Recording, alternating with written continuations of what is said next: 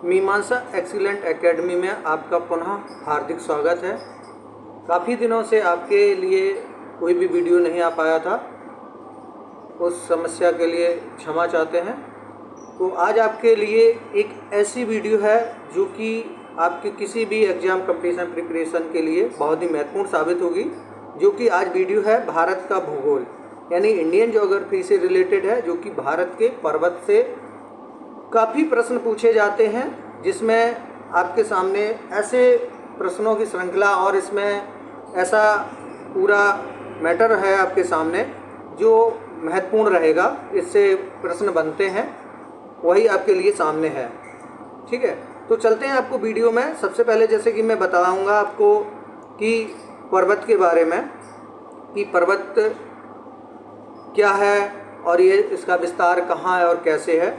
पठार के बारे में बताएंगे और उसके बाद पहाड़ के बारे में बताएंगे।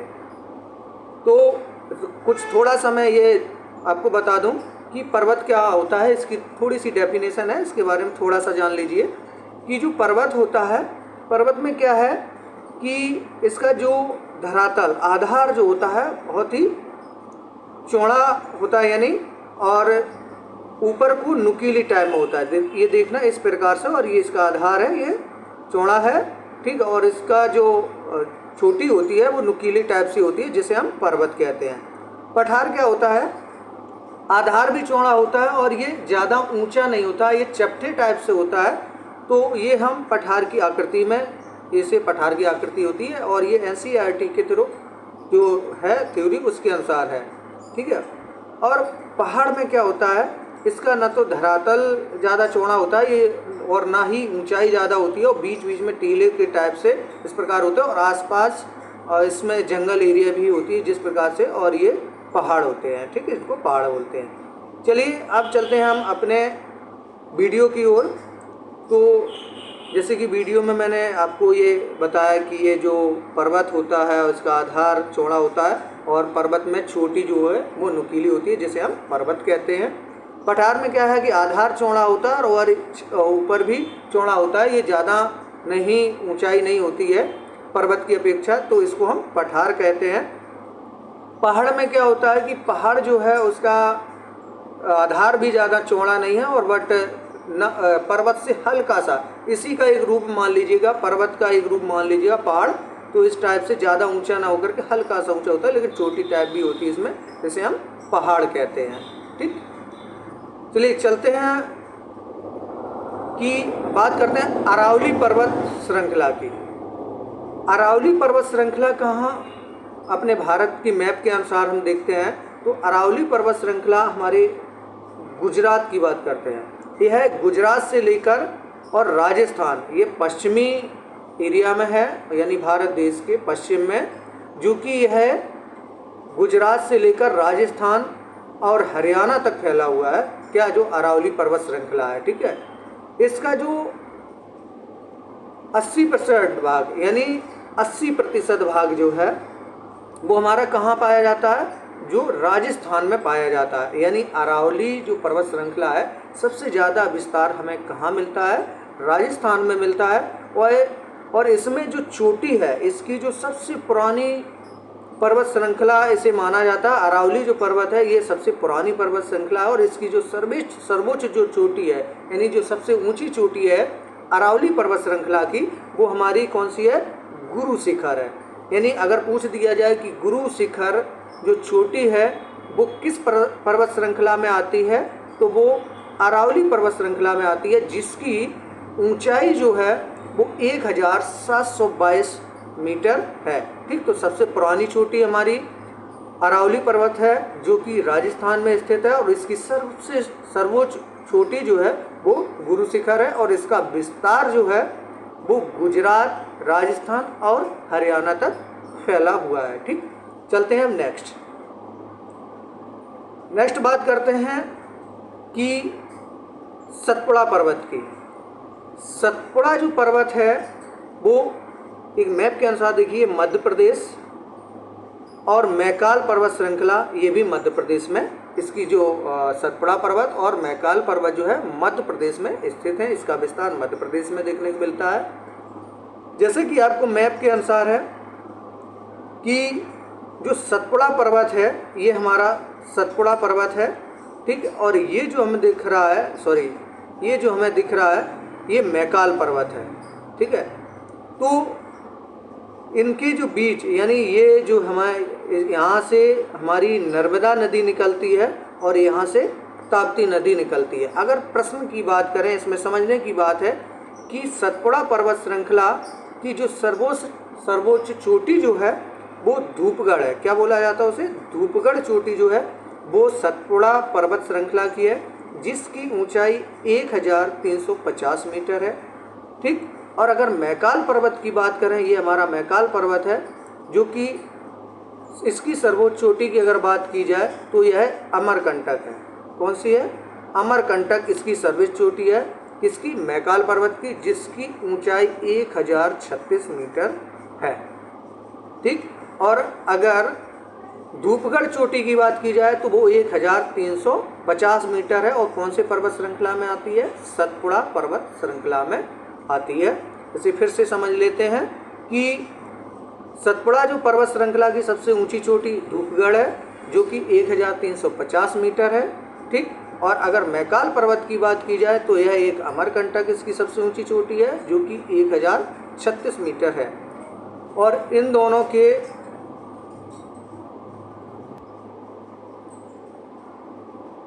नर्मदा, अब हम बात करते हैं नर्मदा नदी और ताप्ती नदी। नर्मदा और ताप्ती नदी के बीच कौन सी पर्वत श्रृंखला है? तो वो एक सतपुड़ा, यानी नर्मदा नदी इस पर्वत श्रृंखला के नीचे से निकलती है, और जो ताप्ती नदी है वो सतपुड़ा पर्वत के नीचे से निकलती है। तो इसके बीच की चोटी की बात की जा रही है, यानी पर्वत श्रृंखला की बात कर रहे हैं कि नर्मदा और ताप्ती के बीच कौन सी पर्वत श्रृंखला है? तो वो एक सतपुड़ा, यह जो हमें दिख रही है यह एक सतपुड़ा पर्वत श्रृंखला है, ठीक। चलते हैं नेक्स्ट। अब बात करते हैं गिर पहाड़ियाँ, जो कि गिर पहाड़ियाँ बहुत ही प्रसिद्ध और महत्वपूर्ण है। गिर पहाड़ियाँ हमें कहाँ देखने को मिलती हैं? पश्चिम में गुजरात में देखने को मिलती हैं। कहाँ मिलती हैं? गुजरात में हमें देखने को मिलती हैं। और गिर पहाड़ियाँ सबसे ज़्यादा एशियाई शेरों के लिए प्रसिद्ध हैं, ठीक।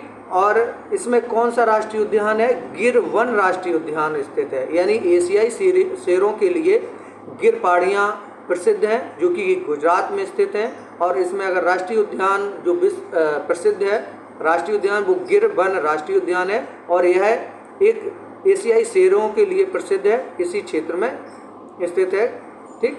अब बात करते हैं अजंता। अजंता की जो पर्वत श्रेणियाँ हैं वो महाराष्ट्र में देखने को मिलती हैं। महाराष्ट्र में इसकी अजंता की पर्वत श्रेणियाँ फैली हुई हैं, ठीक। अगर पूछा जाए कि अजंता पर्वत श्रेणियाँ कहाँ मिलती हैं, कहाँ तक फैली हुई हैं, तो वो महाराष्ट्र में फैली हैं। और अगर गिर पहाड़ियों की बात की जाए तो वो एक गुजरात में फैली हुई, ठीक। चलिए चलते हैं नेक्स्ट।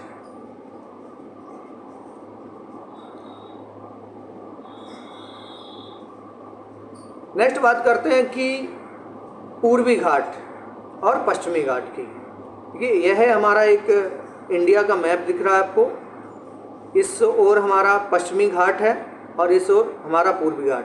पश्चिमी घाट को ही हम एक सह्याद्री पर्वत के नाम से भी जानते हैं, और पूर्वी घाट को महेंद्रगिरी पर्वत के नाम से भी जानते हैं, ठीक। अगर पश्चिमी घाट का दूसरा नाम क्या है? सह्याद्री पर्वत, ये पूछा जाता है। और पूर्वी घाट का अगर नाम पूछा जाए तो वो महेंद्रगिरी पर्वत के नाम से जाना जाता है। अब चलते हैं पूर्वी घाट की ओर।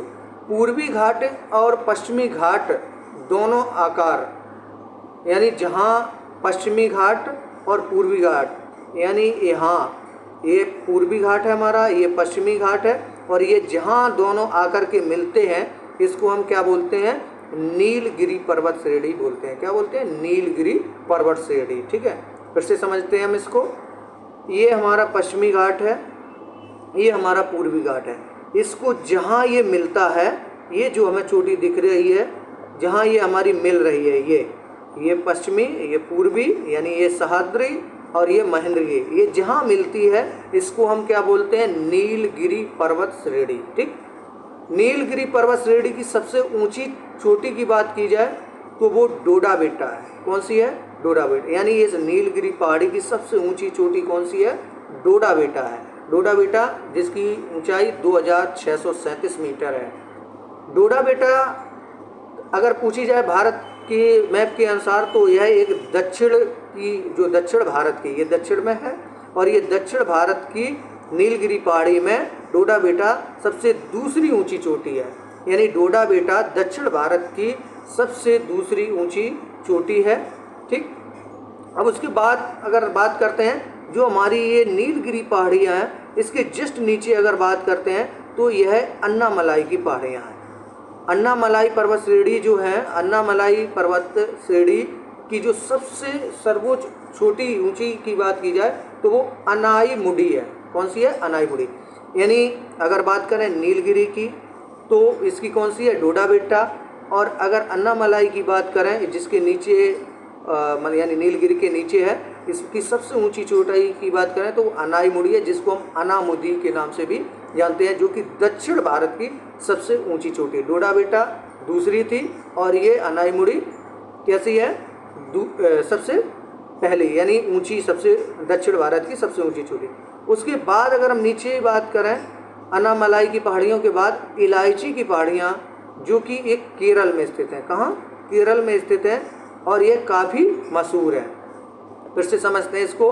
ये पश्चिमी, ये पूर्वी, जहाँ ये मिलती है इसे नीलगिरी पहाड़ी, नीलगिरी की सबसे ऊंची चोटी डोडा बेटा। और अगर दक्षिण भारत की दूसरी ऊंची चोटी पूछी जाए तो डोडा बेटा। उसके जस्ट नीचे हमारी अन्नामलाई की पहाड़ियाँ, दक्षिण भारत की सबसे ऊंची चोटी इसी पे मिलती है, जिसे हम बोलते हैं अनाईमुडी। और इसके जस्ट नीचे बात करते हैं जो कि एक इलायची की पहाड़ियाँ के नाम से प्रसिद्ध है, जो कहाँ मिलती है? केरल में मिलती है। चलिए चलते हैं नेक्स्ट।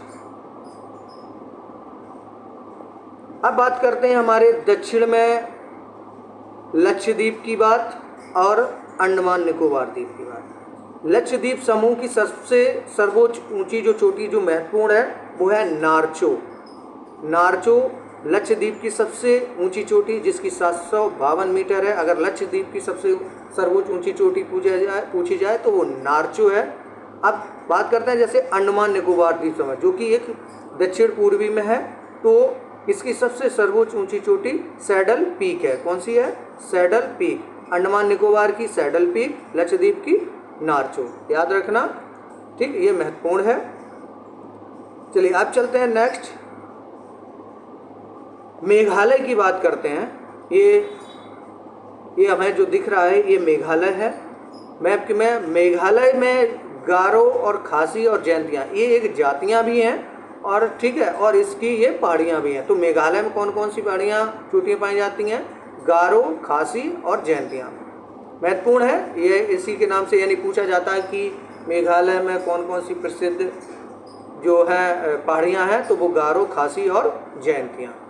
बात करते हैं नागालैंड की, तो ये नागालैंड हमें दिख रहा है और नागालैंड में जो प्रसिद्ध है वो है नागा की पहाड़ियाँ। अगर पूछा जाए कि नागा की पहाड़ियाँ कहाँ मिलती हैं तो वो नागालैंड में। गारो, खासी, जयंतियाँ कहाँ मिलती हैं? मेघालय में। ठीक, अब बात करते हैं मिजोरम की। ये जो हमें दिख रहा है ये मिजोरम है और मिजोरम में मिजो की पहाड़ियाँ। ये हमें याद करने की ज़रूरत नहीं पड़ेगी, ये अपने आप, जैसे कि मिजो का मतलब मिजोरम, नागा का मतलब नागालैंड। ठीक, अब बात करते हैं अरुणाचल प्रदेश। ये हमें जो दिख रहा है वो अरुणाचल प्रदेश है और अरुणाचल प्रदेश की जो प्रसिद्ध चोटियाँ हैं वो है डापला और मिसमी। अब हमें याद करने की बात है मेघालय की और अरुणाचल प्रदेश की। ये तो हमें याद हो जाएगा, जैसे कि नामों से पता चलता है, नागालैंड, ठीक, मिजोरम। अब गारो, खासी, जयंतियाँ मेघालय, ठीक, कहाँ पाई जाती है? मेघालय। डापला और मिसमी कहाँ पाई जाती हैं? अरुणाचल प्रदेश में। ठीक, ये हमारा आज का आपको पर्वत और पहाड़ से जो वीडियो था वो समाप्त हुआ। अब देख लेते हैं इसी से महत्वपूर्ण प्रश्न और कुछ प्रीवियस ईयर के प्रश्नों को देख लेते हैं जो कि आए हुए भी हैं और महत्वपूर्ण भी होंगे। ठीक है, इसको जरूर देखिए। चलिए, प्रीवियस ईयर में जैसे कि किस हिमालय चोटी को सागर माथा के नाम से जानते हैं, तो ये चीज़ हमने पहले वाले भी वीडियो में बताया था। ठीक है, सागर माथा के नाम से हम किसे जानते हैं, और इसे जो सागर माथा है वो नेपाल में बोला जाता है, इसको सागर माथा के नाम से। ठीक है, तो इसका हमारा राइट आंसर हमारा क्या हो जाएगा, माउंट एवरेस्ट हो जाएगा। यानी माउंट एवरेस्ट जो है भारत में इसे माउंट एवरेस्ट कहा जाता है, और नेपाल में हमारा इसे सागरमाथा के नाम से जानते हैं। अगर चीन की बात कही जाए तो वो चंगोनुआ के नाम से जाना जाता है। ठीक है, चलिए नेक्स्ट आपका प्रश्न है कि निम्नलिखित में से सबसे प्राचीन पर्वत श्रेणी कौन सी है। अभी मैंने आपको जैसे कि बताया सबसे प्राचीन पर्वत श्रेणी हमारी कौन सी है, तो वो अरावली की पहाड़ियाँ जो हैं, जो कि राजस्थान में 80% देखने को मिलती हैं। अगर इसका विस्तार भी सही पूछा जाए तो वो राजस्थान में ही है। तो ये अरावली की जो पहाड़ियाँ हैं वो सबसे प्राचीन पर्वत श्रेणी हैं, जिसका ऑप्शन नंबर हमारा भी सही हो जाएगा। अरावली पर्वत का सर्वोच्च शिखर कौन सा है, तो इसका ऑप्शन नंबर ए है गुरु शिखर, जो है सबसे सर्वोच्च चोटी है किसकी, अरावली पर्वत श्रृंखला की। ठीक है, चलते हैं नेक्स्ट प्रश्न की ओर। नेक्स्ट प्रश्न है हमारा कि निम्नलिखित में से किस पर्वतमाला को सह्याद्री के नाम से जाना जाता है। मैंने अभी बताया था आपको कि सह्याद्री के नाम से यानी पश्चिमी घाट को बोला जाता है। और अगर पूर्वी की बात करें तो पूर्वी किस नाम से जाना जाता है, मैंने अभी आपको बताया कि महेंद्रगिरी के नाम से पूर्वी पर्वतमाला को जाना जाता है। तो यहाँ पे ऑप्शन नंबर हमारा बी राइट हो जाएगा। पश्चिमी जो घाट है उसे सह्याद्री के नाम से, और पूर्वी घाट को किस नाम से जानते हैं उसे हम जो जानते हैं महेंद्रगिरी के नाम से जानते हैं। ठीक, चलिए चलते हैं नेक्स्ट प्रश्न की ओर। पूर्वी घाट एवं पश्चिमी घाट पर्वत श्रेणियों को सम्मिलन स्थल, यानी जहाँ पर जिस प्रकार मैंने बताया था कि जैसे हमारा पश्चिमी आ गया, ये पूर्वी आ गया, तो इसके जो बीच में मिलने वाली पहाड़ियों क्या बोलते हैं, नीलगिरी पहाड़ी बोलते हैं। ऑप्शन नंबर बी हमारा राइट है। चलिए नेक्स्ट देखते हैं कि निम्नलिखित में कौन सी दक्षिण भारत की सबसे ऊंची चोटी है। दक्षिण भारत की सबसे ऊंची चोटी, तो दक्षिण भारत की सबसे ऊंची जो चोटी है वो अनाई मुड़ी है, यानी ऑप्शन नंबर ए है दक्षिण भारत की। ठीक है, और अगर डोडा बेटा की बात करते तो ये दूसरी हमारी होगी। ठीक है, लेकिन इसका हमारा ऑप्शन नंबर कौन सा, हमारा ए सही हो जाएगी, जो कि अन्नामलाई की पहाड़ियों पर है। यह दक्षिण भारत की सबसे ऊंची चोटी है। ठीक, चलिए नेक्स्ट देखते हैं हम लोग। गारो, खासी और जयंतियाँ, जैसे कि मैंने बताया था कि इसको याद करना है, तो ये हमारे मेघालय में स्थित हैं। ये पहाड़ियाँ गारो, खासी और जयंतियाँ, ये कहाँ स्थित हैं, ये ऑप्शन नंबर ए राइट है। बात करते हैं गिर पहाड़ियाँ। देखिए गिर पहाड़ियाँ एशियाई शेरों के लिए प्रसिद्ध हैं, और ये इसका विस्तार हमारा कहाँ है, ये कहाँ देखने को मिलता है, गुजरात में, जहाँ पर एक राष्ट्रीय उद्यान है जिसके हम गिर के नाम से जानते हैं, तो यह गुजरात में स्थित है। अजंता की पहाड़ियों की बात करें तो अजंता, ये कई बार प्रश्न में क्वेश्चन आ चुका है कई एग्जामों में, तो इसका ऑप्शन नंबर हमारा ए राइट है। ठीक, अजंता की पहाड़ियाँ। ठीक, चलिए नेक्स्ट देखते हैं। नर्मदा एवं ताप्ती नदियों के मध्य जो स्थित है वो कौन सी पहाड़ियाँ स्थित हैं, तो इसका ऑप्शन नंबर हमारा बी राइट है, यानी सतपुड़ा पहाड़ी जो है नर्मदा और ताप्ती के मध्य में स्थित है। ठीक, ऑप्शन नंबर बी हमारा राइट है। नेक्स्ट देखते हैं। अंडमान निकोबार द्वीप समूह में सबसे ऊंचाई जो चोटी है, सबसे ऊंची चोटी जो है वो हमारी कौन सी है, तो इसकी हमारा राइट आंसर है वो है सैडल पीक, यानी option number A Andaman Nicobar द्वीप समूह की सबसे ऊंची चोटी का नाम क्या है, सैडल पीक। अगर गुरु शिखर चोटी किस राज्य में स्थित है, जैसे कि मैंने अभी बताया, तो गुरु शिखर राजस्थान में स्थित है। ठीक, गुरु शिखर जो कि एक अरावली पर्वत श्रेणी में स्थित है। ये बहुत ही महत्वपूर्ण वीडियो था, आप लोगों के लिए महत्वपूर्ण साबित होगा। इस वीडियो को पूरा अच्छे से जिसने देखा होगा वो जरूर इससे संबंधित प्रश्नों को कर पाएंगे। ठीक है, चलते हैं अब नेक्स्ट वीडियो में देखेंगे। तब तक के लिए जय हिंद, जय भारत। और आपको अगर ऐसे ही वीडियो मिलते रहें तो आप ज़रूर ही हमारे चैनल को सब्सक्राइब करें और बेल आइकन ज़रूर दबाएं, जिससे आपको नोटिफिकेशन मिलता रहेगा। और उसके बाद आप अपने दोस्तों को भी शेयर करें। ठीक है, आपको महत्वपूर्ण प्रश्नों के साथ मिलते रहेंगे और अच्छी वीडियो के साथ आपके सामने पुनः मिलेंगे। तब तक के लिए जय हिंद, जय भारत।